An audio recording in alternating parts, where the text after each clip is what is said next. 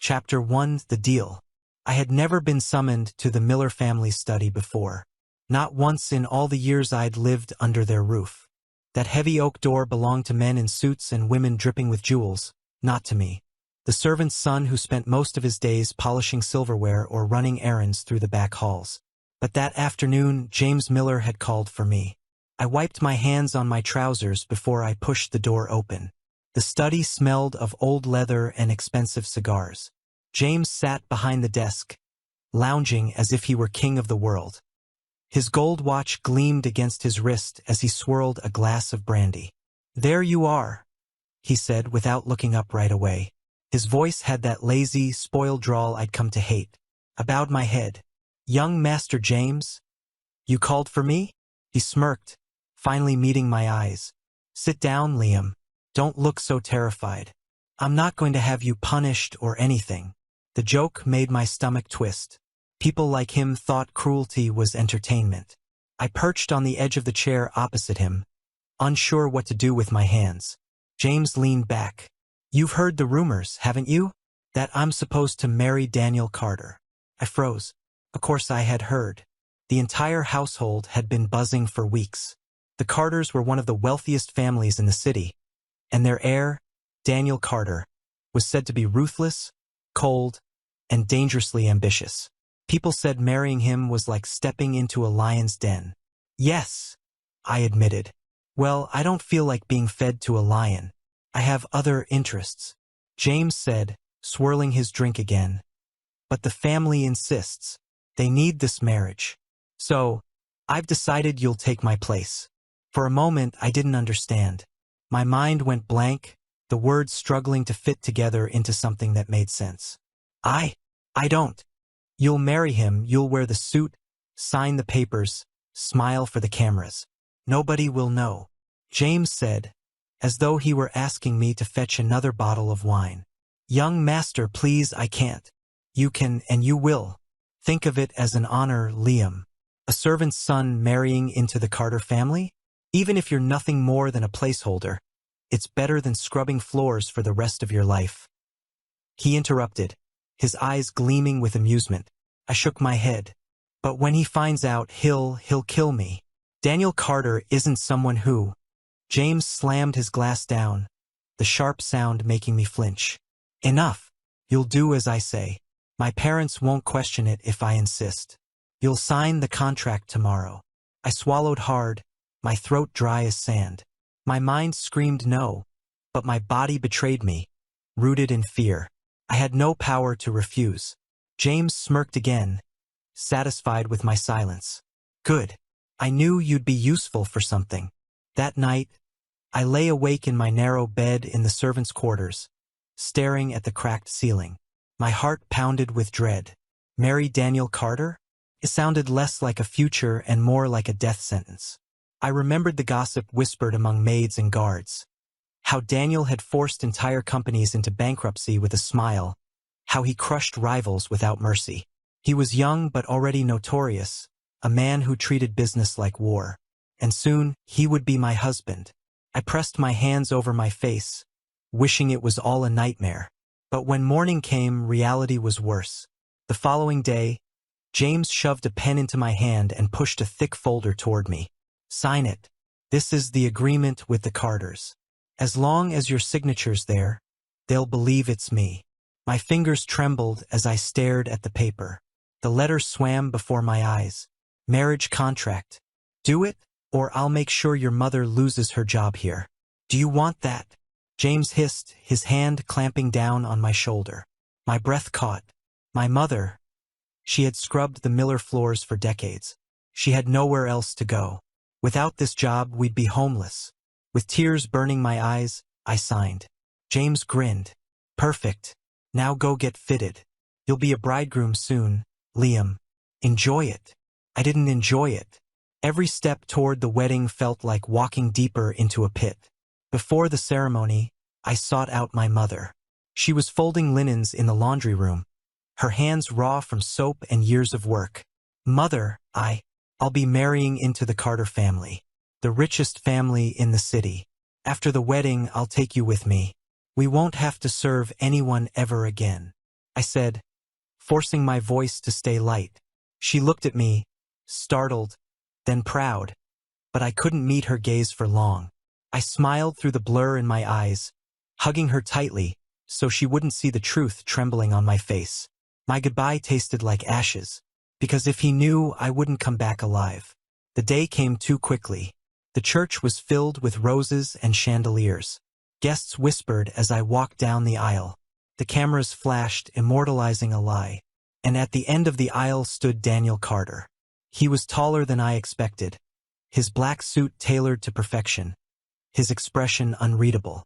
His dark eyes locked onto me, sharp and cutting, and for one terrifying moment I thought he already knew, that he could see right through me.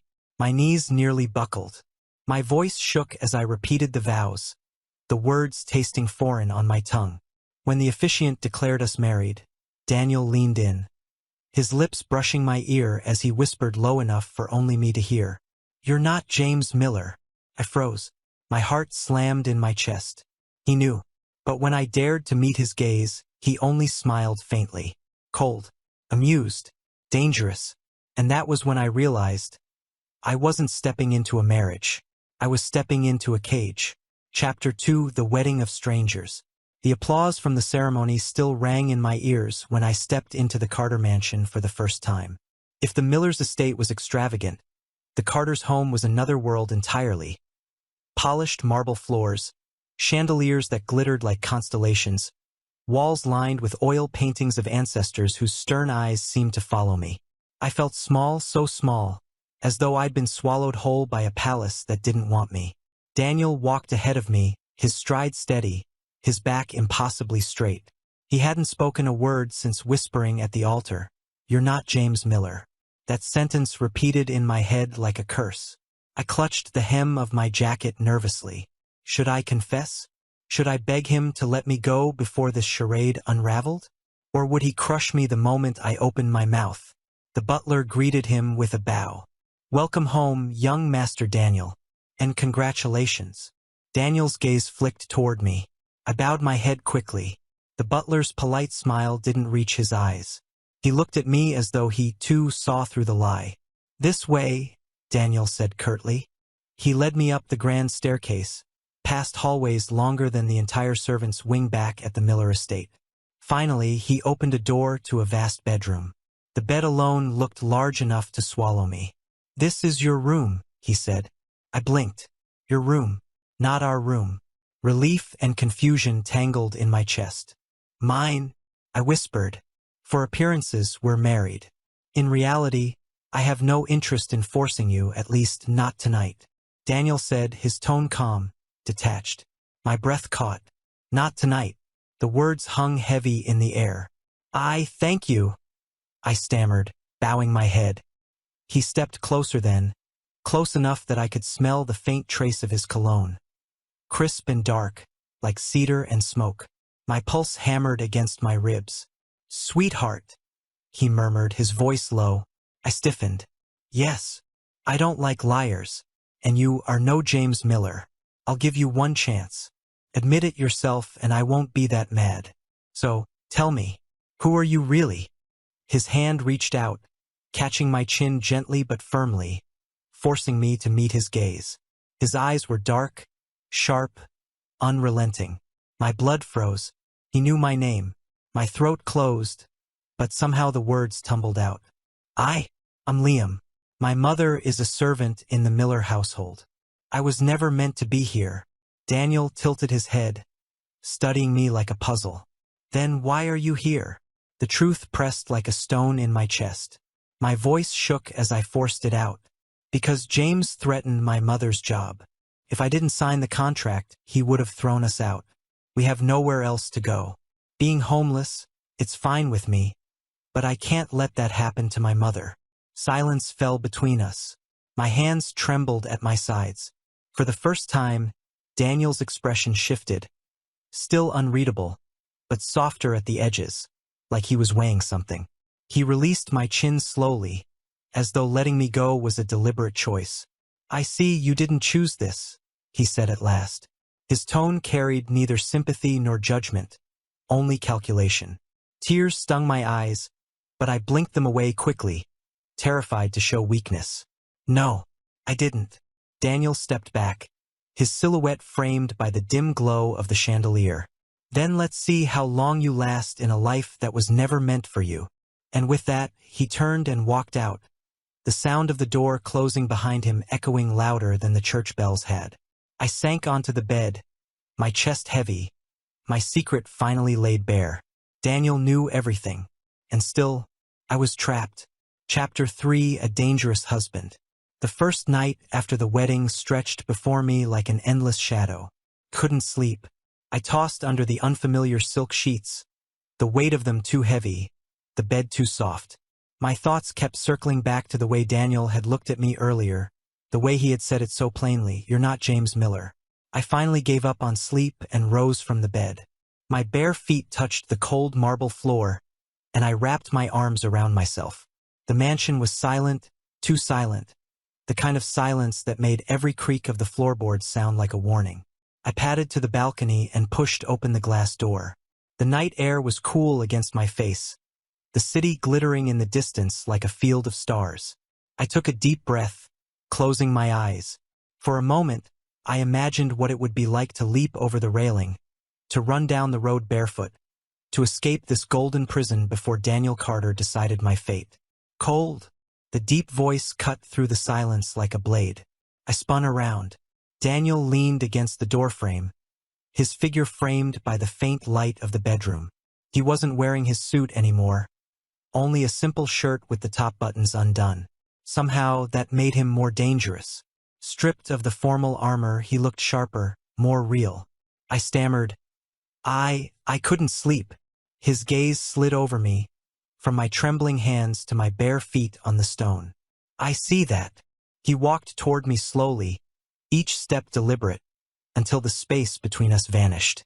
I backed up instinctively, my spine pressing against the cold iron railing. My breath quickened. "Mr. Carter." "Daniel, you're my spouse now. You should call me Daniel." He corrected softly. The word stuck in my throat. Spouse. As if we were equals. We weren't. Daniel. My voice faltered.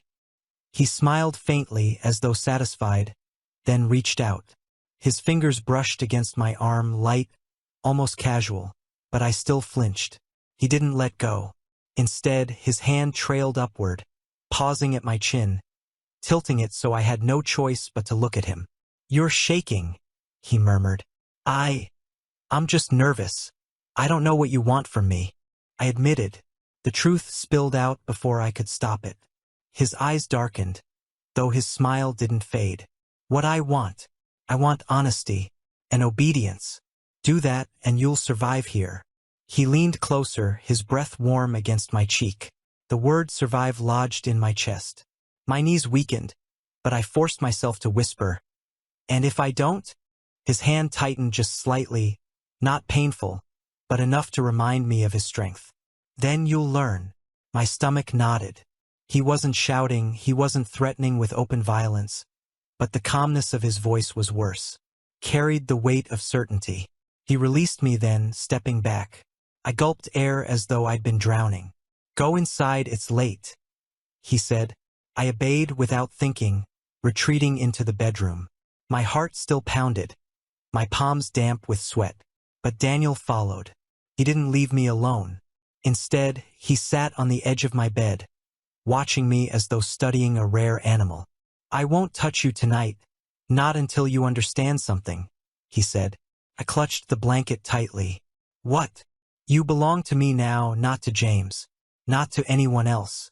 Me," he said, his voice low, unshakable. My chest rose and fell too fast, panic and something else I didn't want to name flooding me. The certainty in his voice terrified me. It didn't feel like a threat. It felt like a vow. He stood, straightening his sleeves as if he hadn't just shattered my world. "Sleep. Tomorrow will be busier than you think." And with that, he left, closing the door behind him. The silence returned, but it wasn't the same. It was heavier now, full of the memory of his presence, of his words. I sat frozen for what felt like hours, my mind replaying every detail. The warmth of his hand, the way his eyes had locked onto mine, the terrifying calm in his voice. I curled beneath the blanket at last, trembling. For the first time, I understood what kind of cage I had stepped into. And deep down, I knew this was only the beginning. Chapter 4: A Servant's Son in a Rich Man's World. On the third morning after the wedding, I got lost trying to find the dining hall. The mansion had too many corridors, too many identical staircases. By the time I finally arrived, I was late. Daniel sat at the head of the table, newspaper folded neatly beside his plate. He didn't look up immediately, but I felt the weight of his silence. I'm sorry, I couldn't, I stammered. Sit. His voice was calm, but it cut me off instantly. I obeyed, sliding into the seat beside him. My hands trembled as I picked up the fork. I tried to eat quietly. Daniel set down his cup of coffee and spoke. Do you always walk with your head down? My fork slipped. I stared at my plate, unsure how to respond. It's just habit. Break it. You're my spouse now. Don't let anyone see weakness. His gaze was sharp, unwavering. My throat tightened. I nodded quickly, though I knew it wasn't something I could change overnight. Years of bowing my head and avoiding notice didn't disappear with a command. Daniel didn't press further. Instead, he returned to his paper, as if the matter were settled. Later that week, there was a formal dinner with several Carter business associates. I dreaded it the moment I heard. The thought of sitting among men in tailored suits and women in glittering dresses made my stomach churn. I was sure I'd expose myself within minutes. The dining hall that night shimmered with gold and crystal. Laughter echoed from every corner. I sat beside Daniel, wishing I could sink into the floor. The conversation swirled around me, business deals, investments, power plays. Words I barely understood. I focused on cutting the food into neat pieces, though I had no appetite. It didn't take long before someone noticed. Mr. Carter, your spouse is quiet. Shy, isn't he? One of the guests asked. Heat crawled up my neck. My grip on the fork tightened. Another woman smiled, her jeweled fingers brushing her wineglass. I expected the Miller air to be more polished. This one doesn't seem quite ready for the stage. Laughter rippled around the table. I lowered my gaze, but then the laughter stopped. Daniel's voice, calm and cold, cut through the air. Do you think my spouse needs to entertain you? The room fell silent. Daniel set his glass down with deliberate grace. His dark eyes swept over the guests, sharp as a blade. He doesn't need to speak. He doesn't need to smile for you. He only needs to sit here beside me. That is enough. No one dared respond. The air grew heavy, suffocating with tension. Finally, someone cleared their throat and changed the subject. I sat frozen, stunned. Daniel didn't look at me, didn't soften his expression, but his words, they echoed in my chest. He had defended me, publicly. My hand trembled under the table. Part of me wanted to thank him, but another part wondered what his protection truly meant. Was it kindness, or simply possession? When the dinner finally ended, Daniel walked beside me through the halls. I whispered, "Thank you for what you said." He glanced at me, his expression unreadable. "You're mine. Why would I let them laugh at what's mine?" he said. The words sent a shiver down my spine. I didn't know whether to feel relief or fear. Maybe both. When I returned to my room that night, I pressed my palms to my chest, feeling the wild rhythm of my heartbeat. Daniel Carter was dangerous. I already knew that, but now I understood something else too. Dangerous men didn't just break things. They protected them too fiercely, possessively. And I wasn't sure which was more terrifying. Chapter 5: The Banquet. I had never seen so many jewels in one room. The Carter family's banquet was grander than anything I could have imagined. Crystal chandeliers glittered overhead, tables sagged under towers of food, and silk gowns swept across the polished floors. And in the middle of it all was me.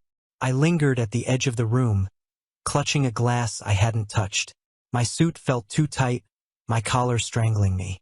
Every time I caught a glimpse of myself in the mirrored walls, I wanted to disappear. I didn't look like them. I didn't even look like I belonged beside them. No one spoke to me. Some barely acknowledged me. Others gave me polite smiles that didn't reach their eyes, then turned away. I wasn't the Miller heir they had expected, and though they didn't say it outright, I could feel their judgment in every glance. "Doesn't he look lost?" a woman whispered nearby, her voice sharp as glass. "Pitiful. I thought Daniel Carter's spouse would be dazzling. Instead, he brings that." Laughter followed. Quiet, cruel. I stared down at my shoes, willing myself not to cry. If I cried here, in front of them all, I would prove every word true. And then the crowd shifted. A hush rippled through the room. Whispers rose again, but this time they were different. Confused, curious. I looked up. At the grand doors, Daniel entered. But he wasn't alone. A woman walked beside him, her arm linked gently with his. Her dark hair, usually tied back in a plain knot, now framed her face in soft curls. A gown of deep sapphire clung to her frame, jewels at her ears catching the light. For a moment, I didn't recognize her. She looked too radiant, too free, too unlike the woman I had grown up with in servants' quarters. But then she smiled. That warm, tired smile that had always been my home. "Mother," my breath caught. My voice broke in half. Daniel guided her through the crowd, ignoring the gasps that followed. Heads turned, voices hissed, but no one dared stand in his way. His presence was commanding, unshakable, the perfect storm that made even the richest bow. And he had brought her, my mother, into this world. When they reached me, she reached out with trembling hands. "Liam," she whispered, her eyes shining. "Look at you, so handsome." I nearly dropped the glass I was holding. My throat burned, my chest ached. I had dreamed of this so many times. Dreamed of seeing her free, seeing her treated like more than a servant. But standing there, face to face with her in silks and jewels, I didn't know whether to laugh or collapse. I felt proud. I felt terrified. I felt like crying until the room drowned in it. Daniel's voice cut through the storm inside me. Calm, steady. "She is under my protection now. Provided for. Free. No one will touch her again." The room erupted in whispers. Daniel Carter, shielding a servant woman? Dressing her like a queen? It was scandal. It was madness. But I didn't care. My mother's hand was warm in mine. For the first time in years, I saw her eyes unburdened. And I thought, if I had to marry into a cage to give her this moment, maybe it wasn't a cage after all. Chapter 6, The Secret Crush. The banquet stayed with me for days. Not the glittering chandeliers or the cruel whispers that cut at my back. Those I could forget. What I couldn't forget was the moment Daniel walked into that hall with my mother by his side. Dressed in silk and jewels. Radiant in a way I had never seen before. For the first time in her life, she hadn't looked like a servant. She had looked like someone worthy of being seen. Later that night, I stole a quiet moment with her in one of the Carter mansion's side corridors. She touched my cheek with trembling hands, tears clinging to the corners of her eyes. "My boy, I thought I would never live to see a day where people looked at me without scorn. I don't know what Daniel's intentions are, but he has given me this gift. And you've given me more than you know," she whispered, her voice thick with pride. I forced a smile, hiding the sting in my eyes. "Mother, if this marriage means you can finally live free, then it's worth it. I'd do it again, no matter how hard it is." She kissed my forehead like she used to when I was small. "You've always been stronger than you think." I held her hands a little longer before she left, afraid that if I let go too quickly, I'd lose the moment forever. But once I was alone, the ache returned. Because there had been someone else once. Adam, the Miller family's secretary. He had never looked at me with disdain, never sneered when I stumbled. I remembered the way his voice softened when he gave me advice, the way he once caught a tray from falling out of my shaking hands, and the way his smile lingered even when no one else cared to see me. I had carried that memory like a hidden ember in my chest, a foolish, fragile crush that no one knew about, a dream of something gentle, simple, human. Now it felt so far away, and still, it haunted me. Days later, I wandered into the gardens. trying to breathe in air that didn't reek of power and judgment. The roses swayed in the summer wind, but I could not find peace. Not when voices drifted from the path behind me. They say he had someone else he liked, a maid whispered. Really? Who? Back at the Miller estate. A servant, I think. Imagine that. Daniel Carter's spouse pining for another man. My blood ran cold. I gripped the edge of the bench until my knuckles went white. How? My chest tightened. If Daniel heard. Liam. The voice froze me where I sat. I turned slowly. Daniel stood on the path, the sunlight catching the sharp lines of his suit. His gaze dark and unreadable. The maids vanished instantly, bowing low before fleeing. Daniel walked closer, each step deliberate. Is it true that you had someone else? His eyes locked onto mine, merciless. My lips parted, but no sound came. Finally, I whispered, it was before. It doesn't matter now. His jaw tightened. He closed the distance between us, his presence suffocating. It matters to me. Daniel, please. It was nothing, he never even knew. It was just me. A foolish feeling. I stammered, shaking my head. Silence stretched between us. His gaze stripped me bare, unrelenting, until I thought I might crumble under it. Then his hand caught my chin, tilting my face up, his touch firm, inescapable. Listen to me, you're mine now. Not James's pawn. Not that servant's dream. Mine. Do you understand? He said softly, but the softness cut sharper than a blade. My breath came ragged, my hands clutching at his sleeve. I understand. His thumb brushed my lower lip, a shiver darting through me at the contact. Good. He released me as suddenly as he had caught me, straightening his cuffs with casual precision. Come inside. It's getting late. I stood frozen, the world spinning around me as he walked away. My knees felt weak, my chest on fire. That night, lying in bed, I stared into the dark. Adam's smile flickered in my memory, faint and far away. But Daniel's voice, his hand on my chin, the certainty in his words, those burned into me like fire. And the worst part? The ember of Adam was fading, but Daniel's grip, that was searing itself into my very bones. Chapter 7: The Glass Wall.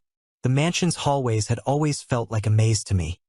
Polished floors that reflected every step, towering windows that revealed the city's endless glow. But that evening, the walls seemed to press closer, the air heavy with something I couldn't shake. Daniel had been colder than usual since the garden confrontation. He hadn't raised his voice, but the way he looked at me, like he could peel away my thoughts and expose every secret. I couldn't escape it. His silence was worse than any accusation. I told myself it was better this way, that his distance meant he had forgotten the whispers about Adam. But deep down, I knew better. Daniel didn't forget. He bided his time. That time came sooner than I expected. I had gone to the study to leave some documents one of his assistants asked me to deliver. But when I stepped inside, the room was empty, or so I thought. The door clicked shut behind me. I turned, startled, and there he was, Daniel blocking the exit, his hand still on the knob. Daniel, I started, but my words faltered when I saw his expression. His eyes were dark, sharp, unreadable. He stepped forward. I backed away, my heel hitting the edge of the glass wall that overlooked the lower lounge. The lights below shimmered through the pane, the glass cold against my back. So you and him. It seems like it was not just a crush, wasn't it? His voice was low, calm, but edged with danger. I wasn't, he was just being good to me, nothing else. I stammered, pressing my hands against the glass. You're lying. Do you know what I hate most, Liam? He closed the distance. One hand braced on the glass beside my head. His other hand gripped my chin, forcing me to meet his gaze. My throat went dry. What? Being deceived. His thumb dragged along my jaw, deceptively tender. His eyes burned with hunger, jealousy, possession. Daniel, please. I'm not. Then why is he here tonight? His breath brushed hot against my ear. My stomach dropped. Who? You know who. Adam. I froze. Below us, through the glass wall, I caught sight of the lounge. And there he was, Adam, standing near the entry, scanning the crowd with a tense, searching look. My chest tightened painfully. "Daniel, this isn't what you think," I pleaded, trembling. "Isn't it? Look at him. He's looking for you." His voice deepened, laced with danger. His hand slid down to my waist, gripping tightly, and then, before I could form another protest, his lips crashed against mine. The force of it stole my breath. His kiss was hot, demanding, possessive, leaving no space for refusal. I whimpered against him, my hands caught between his chest and mine, helpless. He didn't relent. His mouth devoured me until I had no choice but to part my lips, his tongue claiming me with ruthless certainty. When he finally pulled back, I gasped for air, but he didn't let me go. Instead, his lips trailed downward, over my jaw, my throat, before his tongue licked against the skin of my neck. A shudder ripped through me. Then his teeth grazed, bit, and sucked, leaving stinging hickeys in his wake, each mark burning like a brand. "No, Daniel." My voice broke into a whimper, but he only hushed me with another kiss to my throat. "Say it louder. Tell him you're mine." He murmured against my skin, his words vibrating through me. I bit back a sob as his mouth moved lower, his hands tugging at the fabric of my clothes. My shirt collar was yanked aside, then further, until he was slipping it off my shoulder, his fingers cold and deliberate against my skin. My chest heaved, my breath shaky, as the buttons of my shirt strained beneath his slow, calculated touches. The reflection in the glass blurred from my tears, but through it, I could still see Adam below, his gaze suddenly lifting, searching upward, as though he sensed me there. My heart twisted. "Daniel, stop. Please." My plea was broken, but weak. He pulled back just enough to meet my eyes, his hand still gripping my half-open shirt, his lips wet from the kiss. "No. You'll understand, and today you'll learn it. You belong to me, Liam. Only me." When it all ends, I slumped against the glass. My whole body ached, my lips swollen, my skin tingling with his marks. Daniel had already left his claim carved into my skin. That night, curled beneath the sheets, I pressed my palm to the bruises along my neck, the phantom burn of his lips and teeth refusing to fade. And through my trembling sobs, his words echoed, relentless. "You belong to me." Chapter 8. Cracks in my heart. I couldn't stop shaking. Even days after that night against the glass wall, my hands trembled whenever I thought of it. Of Adam's helpless face below, of Daniel's grip on me. His words pressed into my skin like a brand. "You belong to me." Those words echoed in my head endlessly. I wanted to deny them, to scream that they weren't true. But every time I looked at myself in the mirror, I remembered the way my body had betrayed me, the way my breath had quickened, the way my heart had pounded, not just in fear but in something else, something dangerous. I tried to avoid Daniel. It was foolish, I knew, since the mansion wasn't large enough to escape his shadow. But I told myself that if I kept quiet, if I stayed in the far corners of the estate, he might grow bored. That morning, I sat at the edge of the garden, trying to read a book. The words blurred before me. My head ached, and a faint nausea swirled in my stomach. I pressed a hand to my chest, whispering, "What's wrong with me?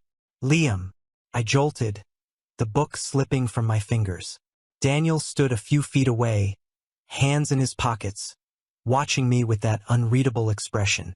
I scrambled to pick up the book, avoiding his gaze. I didn't hear you coming." He stepped closer, crouching slightly to look at me. "You're pale. Are you sick?" "No, I'm fine," I said quickly, clutching the book to my chest like a shield. "Liam, tell me the truth." His tone sharpened.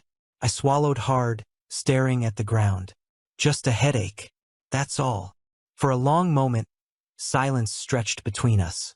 Then I felt his hand on mine, prying the book gently from my grip. My heart raced as he set it aside, his other hand brushing against my forehead. "You're warm," he muttered. I said I'm fine. I whispered, though my voice shook. His gaze lingered on me, eyes narrowing slightly. You've been avoiding me. I flinched, my breath catching. I haven't. Yes, you have. Is it because of him? He interrupted, his tone calm but final. Adam. The name wasn't spoken, but I heard it in the silence between his words. My chest tightened. I don't know. I couldn't lie, not with his eyes burning into me. He leaned closer, his face inches from mine. Look at me, Liam. I hesitated, then forced myself to meet his gaze. His eyes were dark, intense, and unyielding. You think about him, but when I touch you, you tremble. Not for him. For me, he said. My breath hitched. That's not. Don't lie. Your body doesn't lie. His hands slid to the back of my neck, holding me in place. Tears welled in my eyes. Why are you doing this to me? His expression softened slightly, though his grip didn't ease. Because you're mine, and the sooner you accept it, the less it will hurt. I shook my head, my voice breaking. I never asked for this. No, but neither did I, he said, brushing a tear from my cheek with his thumb. His words left me stunned, hollow, and trembling. Then he straightened, releasing me, and turned away. Rest, I won't allow you to break, he said over his shoulder. And just like that, he was gone, leaving me clutching my chest, gasping as if I had run miles. That night, I lay curled in bed, my body heavy and weak, my stomach twisted again, a strange nausea rising and fading. I pressed a hand to my abdomen, trying to soothe the discomfort. Daniel's words haunted me. I won't allow you to break. And beneath them, a terrifying realization stirred, one I couldn't quite name but felt deep inside me. Something was changing. Something was growing. And no matter how much I wanted to deny it, I couldn't escape the truth. Daniel's claim on me wasn't just words anymore. It was becoming real. Chapter 9, The Truth Beneath My Skin. The days blurred together after that. I told myself it was just exhaustion, that the headaches, the dizziness, the waves of nausea were from stress. But deep down, I knew it wasn't that simple. I had never been so aware of my own body before. The heaviness in my limbs, the strange warmth that lingered in my stomach, the way I woke in the night with my heart racing, clutching my abdomen without realizing it. I tried to hide it. From Daniel. From myself. But secrets had a way of slipping through the cracks. It was late morning when I collapsed. I was going to the living room when I felt the dizziness. The world spun. My chest tightened. The last thing I saw before everything went black was the sharp click of shoes approaching, and a voice. Cold, commanding, unmistakable. Move. Don't touch him. When I woke, I was in my room. The curtains had been drawn, muting the daylight, and the sheets beneath me smelled faintly of cedar and leather. I turned my head slowly, and nearly jolted out of bed. Daniel sat in a chair beside me, his elbows on his knees, his hands clasped. His eyes were fixed on me, dark and unreadable. You're awake. My mouth felt dry. Daniel, do you want to tell me what exactly is happening to you? He interrupted, his voice sharp. I swallowed hard, looking away. I just fainted. It's nothing. Nothing? You've been sick for weeks. Headaches. Nausea. You think I wouldn't notice? His voice cut like glass. In an instant, he was on his feet, towering over me, his hand gripping the bed frame. I didn't want to trouble you. My voice faltered. His laugh was humorless, harsh. Trouble me? Liam, do you have any idea what it felt like to see you collapse in front of everyone? My chest ached at his words. I had never heard his voice like that, raw, shaken, as if something had slipped past his iron control. I'm sorry, I whispered. For a moment, silence stretched between us. Then he exhaled, dragging a hand down his face before leaning closer. Tell me what's wrong with you? He asked softly. I pressed my hands to the sheets, my fingers twisting tightly. My lips trembled, but no sound came out, because the truth terrified me. I don't know. My voice cracked. Daniel studied me, his gaze lingering on my face, my trembling hands, the way I unconsciously pressed a palm against my stomach. His eyes darkened. Liam, when did it start? His voice dropped to a whisper. My heart thundered. A few weeks ago. After you. I couldn't finish the sentence. The memory of his touch, his weight, his breath against my skin. It burned through me, leaving me speechless. Something flickered in his expression. Understanding. Realization. He sat on the edge of the bed, his hand covering mine, firm and steady. You should have told me. Tears welled in my eyes. I didn't know. I still don't. You do. You know. His thumb brushed my knuckles, his gaze never leaving mine. I shook my head weakly. It's impossible. It can't be. But the denial died on my lips, because deep down I already knew. My body knew. Daniel's hand moved from mine to my abdomen, resting there with a certainty that made me shiver. You're carrying my child. The words hung heavy in the air, sealing themselves into my chest. I tried to pull away, but he only tightened his grip, his voice low and fierce. Don't hide from me anymore, Liam. Not this. Not us. Tears spilled down my cheeks, silent and unyielding, because as much as I wanted to run, as much as I wanted to deny it, the truth was already alive inside me, and there was no escaping it. That night, long after he left the room, I lay awake, one hand pressed to my stomach, feeling the faintest warmth beneath my skin. Fear gnawed at me, shame tore through me, but under it all, a single thought refused to leave me. I was carrying Daniel's child, and nothing in my life would ever be the same again. Chapter 10: The Weight of a Secret. A child. Daniel's child. The words alone made my chest ache with fear. What would the Millers do if they found out?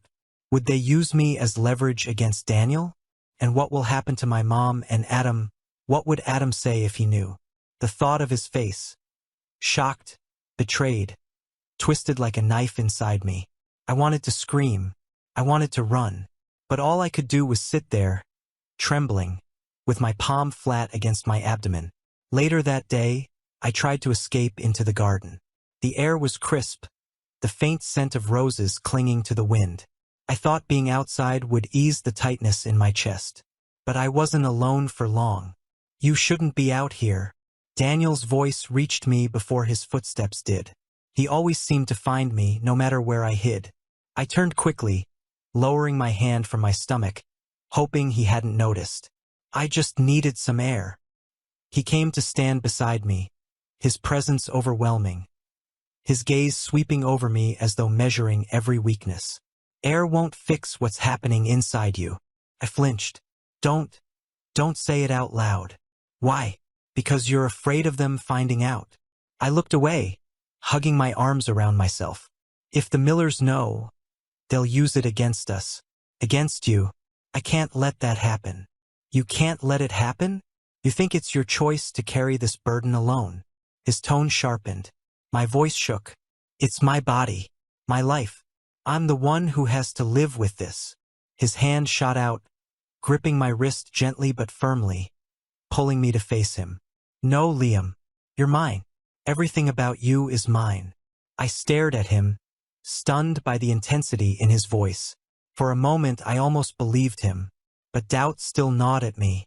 Why do you even care this much? You didn't want me in the beginning. You only agreed to this marriage because of the Miller's trick. His jaw tightened. You're wrong. My throat constricted. Am I? He leaned down, his forehead nearly brushing mine, his voice a low growl. I knew about their trick even before the wedding, and there was only one thing in my mind, and that's to destroy this substitute so-called groom. But from the moment I saw you, trembling in that hall, I knew I couldn't fordo that, couldn't let you go. Your eyes, those innocent eyes that looked at me, I knew you were just a pawn on this, and it's not acceptable to make you suffer for their fault. And now that you carry my child, Liam, I will protect you, with everything I have. The words struck deep, shaking me more than I wanted to admit. I tried to pull back, my voice breaking. But I never asked for this. I never asked for you. I know. But fate doesn't ask for permission. His grip loosened, his touch softening as he brushed a strand of hair from my face. That night I couldn't eat. I pushed food around my plate until the servants cleared it away. My stomach churned, but whether from sickness or fear, I couldn't tell. Later, in the quiet of my room, Daniel appeared again. He carried a tray with a small bowl of soup, steam curling into the dim light. I blinked at him. "Why are you? You need to eat, you're not feeding just yourself anymore," he said, setting the tray down on the bedside table. I stared at the bowl, then at him. His face was unreadable, but there was something softer in his eyes, something I had never seen before. You shouldn't act like this. It makes it harder." My voice wavered. "Harder for what? I hate you, and it's harder for me to hate you." The words slipped out before I could stop them. My heart stuttered in my chest, and I looked away quickly. For a long moment he said nothing. Then he picked up the spoon, dipped it into the soup and held it toward me. "Then don't waste your strength hating me. Save it for loving what's inside you," he said quietly. My throat tightened painfully, tears pricking my eyes. I opened my mouth to argue, but instead, I let him feed me the first spoonful of soup. It tasted of salt and warmth, but it burned like fire all the way down. Because no matter how hard I tried to push him away, Daniel was binding me tighter and tighter to him. Through my body, through the child growing inside me, and through the pieces of my heart I couldn't seem to guard anymore. That night, as I drifted into uneasy sleep, I whispered to the silent room, to the faint life stirring within me. "I don't know if I can survive this, but I'll try. For you." And though I didn't say his name, I knew Daniel would hear it anyway. Chapter 11: A Mother's Embrace. Morning light crept through the curtains, soft and golden, but I couldn't feel its warmth. My stomach twisted. Not from nausea this time, but from the thoughts I had buried for too long. I had said those words. "I hate you." I had spat them at Daniel in my weakest, most desperate moment, and though he had not flinched, the memory burned me alive. And now, with this fragile life inside me, the guilt clawed deeper. How could I raise a child when I couldn't even face my own fears? I needed someone who wouldn't judge me, who wouldn't push me before I was ready. So I found myself at my mother's door. She looked up from her sewing when I entered, her eyes immediately softening. "Liam, you look troubled." I hesitated, then crossed the room and sat beside her. For a moment I couldn't speak. My hands twisted in my lap, restless, betraying the storm inside me. Finally, I whispered, "Mother, I'm pregnant." Her hands stilled, the thread slipping from her fingers. For one terrifying heartbeat, I thought she might be shocked, or angry, or disappointed. But instead, she reached for my hands and enclosed them gently in hers. "My son, so that's what you've been hiding," she murmured, her voice trembling with warmth. Tears pricked my eyes. "I'm scared. I don't know if I can do this." And Daniel, I think I hurt him. I told him I hated him, but I didn't mean it. I was just so afraid. Her thumb brushed over my knuckles, a soothing rhythm. Fear makes us say cruel things, but Daniel is not a man so easily wounded. I have seen the way he looks at you, Liam. That boy would move the world itself to keep you safe. She smiled faintly, knowingly. I shook my head, my voice cracking. What if he resents me? What if this child binds us in chains neither of us can bear? Listen to me, Daniel is not the kind of man who sees love as chains. He will cherish you, and he will protect you. And as for the child, it is not a burden. It is a bond, a gift, one that will only draw you closer if you let it, she said firmly, tilting my chin so I had no choice but to meet her gaze. My tears spilled freely now, hot against my cheeks. But I don't know if I'm strong enough. Her hand pressed against my chest, just over my heart. Strength is not something you are born with. It grows when you need it most. And you, my son, will grow into it. I know you will. The knot in my chest loosened slightly. I leaned into her shoulder, breathing in the familiar scent of home, and for the first time since discovering the truth, I allowed myself to believe her words. Maybe I wasn't alone in this. Maybe I never had been. "Thank you, Mother," I whispered, clinging to her warmth. Her lips pressed gently to my hair, and her voice came soft and sure. "Don't be afraid, Liam. Embrace what you've been given. Daniel will stand with you, and I will too. You are not alone." And for the first time, I began to believe it. Chapter 12, The First Flutter. I thought I could keep pretending. Even as my body changed day by day, even as Daniel shielded me from the world, I clung to the fragile belief that if I ignored what was happening inside me, maybe it wouldn't feel so real. But one evening shattered that illusion. I was in the library, the one place that still felt like mine. Shelves of weathered books surrounded me, their musty scent grounding me, their silence soothing me. Wrapped in a blanket, I tried to drown myself in someone else's story. Then it happened. A flutter. So faint I almost convinced myself it was my imagination. A light brush, like the flick of a bird's wing against the inside of my stomach. I froze, the book slipping from my grasp. My hands flew to my abdomen, pressing desperately. There it was again. Couldn't breathe. My chest tightened. My throat closed, tears gathering against my will. It wasn't hunger. It wasn't nerves. It was life. My child. Daniel's child. I sat there trembling, palms locked over my stomach, as if I could hold that tiny spark in place forever. The door creaked open. "Liam, you missed dinner." Daniel's voice was soft but steady. I flinched, dragging the blanket higher. I wasn't hungry. He stepped inside, closing the door behind him. Even in the dim glow, his sharp eyes softened as they landed on me. "Are you okay?" "I'm fine. You always say that." His tone held no edge, only quiet persistence. I bit my lip, holding the blanket tighter over my stomach, trying to keep this fragile secret mine for just a little longer. But then another flutter. Stronger this time. I gasped. My body betrayed me. Daniel was in front of me in an instant, kneeling, searching my face. "What is it? Are you hurting?" His hand reached out but stopped midway, hesitating. "No," I stammered, my voice shaking.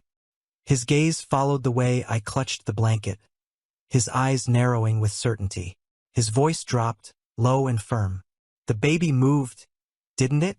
My lips trembled, but the tiny ripple beneath my skin answered for me. Tears slipped down my cheeks. I felt it. For a breathless moment, Daniel was utterly still. Then his expression broke. Shock, awe, something raw I'd never seen in him. He lifted his hand slowly, deliberately, and placed it against my covered stomach. I flinched. "Don't." "Here?" he whispered, pressing just gently enough that his warmth seeped through the blanket. His eyes met mine, searching, vulnerable in a way that disarmed me completely. I should have pulled away. I should have said no. But then another flutter brushed against me, and the look on his face, the way his breath caught, the way his eyes lit up, it rooted me in place. His palm pressed firmer, his voice hushed, almost reverent. "It's real. Our child. Strong. Alive." My tears flowed faster. "I don't know if I can do this." Daniel's hand stayed firm over my stomach, his other covering mine as if sealing us together. "Yes, you can. And you will. Because I'll protect you both with everything I have. Nothing will harm you. Nothing will take this away." His grip tightened, not crushing but claiming. His forehead dipped until it almost touched my knees, his voice low and fervent. "Don't be afraid. Don't run from it. Don't run from me. You're mine, Liam. And I'll cherish you always." My heart ached, torn between terror and the strange, steady comfort of his words. I buried my face in my hands, sobbing quietly. Yet when I felt the flutter again beneath his palm, I didn't push him away. Because for the first time, the movement inside me didn't feel like a threat. It felt like something we both carried.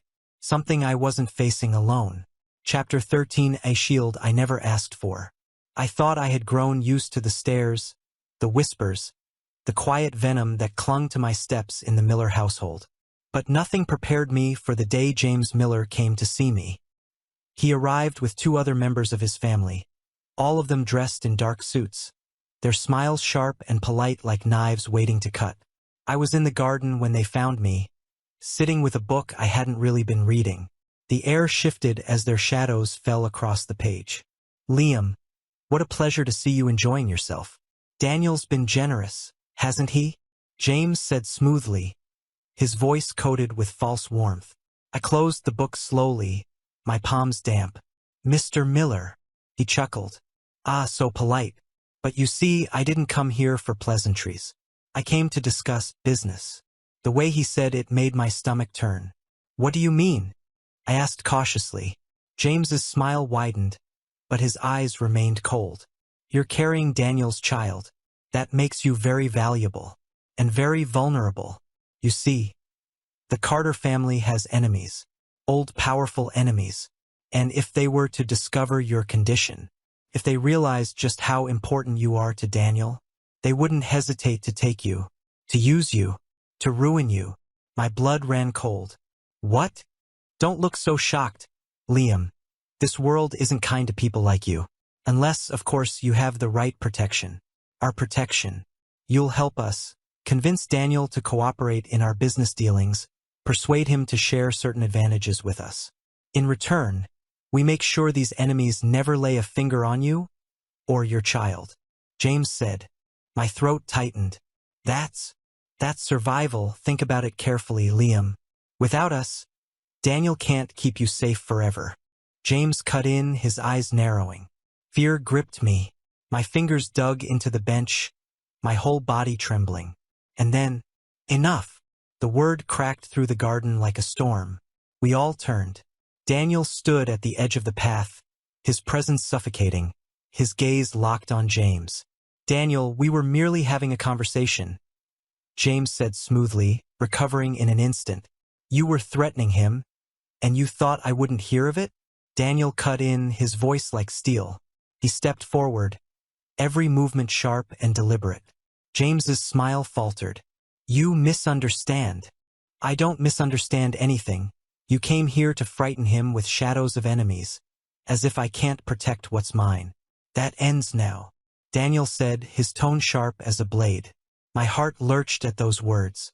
James's composure cracked, irritation bleeding through. You're reckless if you think you can face your enemies alone. You'll regret pushing us away. Daniel's voice dropped, quiet and lethal. Try me. The garden fell silent, the tension so thick I could barely breathe. Daniel stepped closer to James, his eyes burning. If you or anyone in your family so much as breathe his name again, if you dare use him as leverage, I'll make sure you understand what it means to have me as your enemy. And trust me, James. My enemies don't survive long. James's jaw tightened. He gave a short, sharp nod to the others and they turned to leave. But just before stepping away, he cast me one last poisonous smile. This isn't over. The moment they were gone, the weight in the air lifted, though my chest still felt like it was caving in. Daniel turned immediately to me.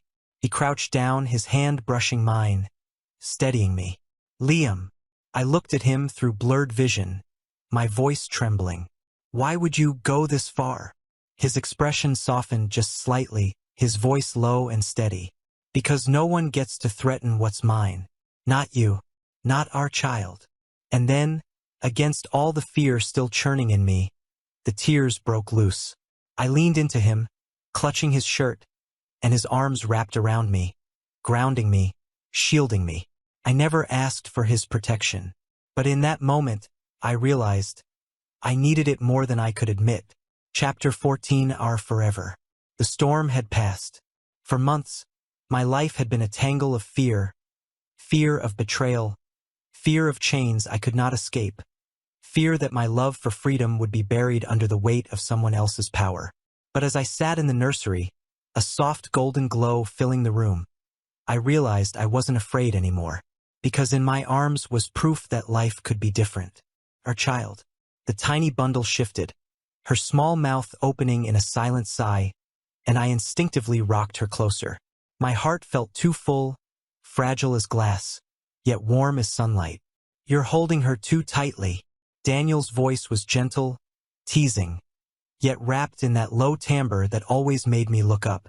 I turned, and there he was, leaning in the doorway, not the ruthless heir who had once made me tremble, but a man softened by the sight before him. I smiled faintly. I'm afraid she'll slip away. Daniel came closer, his hand brushing my shoulder, steady and sure.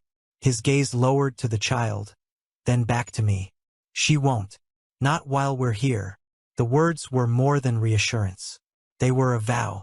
I had once thought his chains were prisons, but now I saw them for what they had become, anchors. Anchors that steadied me, that kept me from drifting into loneliness. Golden chains, yes, but ones I had chosen to accept because they held me not in cruelty but in care. I sat down in the rocking chair, shifting the baby carefully.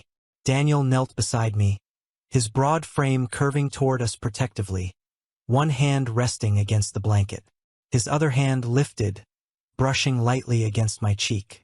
You did well, so much better than I deserved.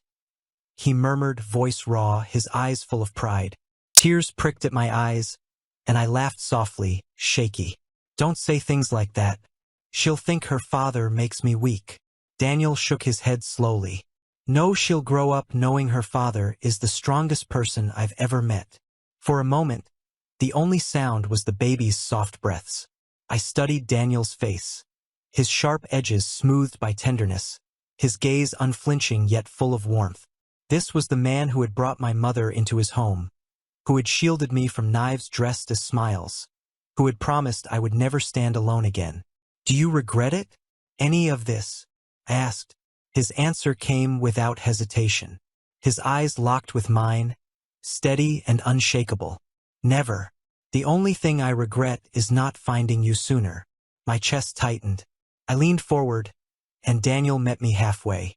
Our lips brushed, soft and lingering, not desperate but certain. It wasn't a kiss of possession. It was a kiss of promise. A kiss that said forever. When we parted, I rested my forehead against his. Between us, our child stirred, her tiny hands slipping free from the blanket. Daniel caught those little fingers with his own, his touch impossibly gentle for such a powerful man. His voice dropped to a vow I knew he'd carve into reality. This is our family. No one will take it from us. Tears spilled freely down my cheeks as I nodded. Our family. The words felt like sunlight, burning away the shadows I had carried all my life. I thought of where I had begun. Nothing but a servant boy, small and invisible, trapped in the Miller household's cruel orbit. And now, here I was, in a mansion of gold, treated like a prince, not because of power or wealth, but because someone had chosen to cherish me. I had not just learned to love Daniel. I had learned to accept him, to accept myself, to embrace the golden chains not as shackles, but as bonds of trust, because no one, I knew with every beat of my heart, would ever treat me this well again. The world outside would always have its whispers, its enemies, its storms. But here, in this quiet room, with Daniel's steady warmth beside me and our child safe in my arms, I finally believed in something I once thought was impossible.